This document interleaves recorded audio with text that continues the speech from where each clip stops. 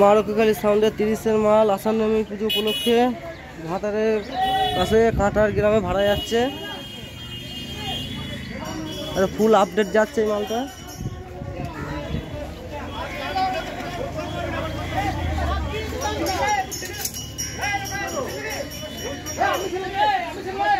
মালটা ফুল নতুন ভাবে আপডেট হয়ে যাচ্ছে। যার যা দেখার ইচ্ছা ভাতার হসপিটাল মোড়ের কাছে বাজবে, কাঁটার গ্রাম। এইসব বন্ধুরা চলে এসছে মাল নিতে, সকাল সকালই চলে এসছে।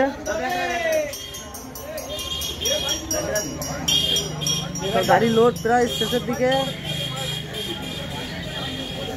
কারো যদি দেখার ইচ্ছা থাকে ভাতার হসপিটাল মোড়ের পাশে বাজবে, কাঁটার গ্রাম।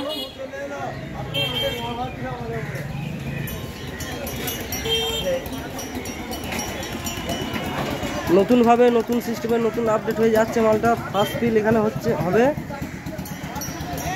যার যার দেখার ইচ্ছা চলে আসবে কাঁটার।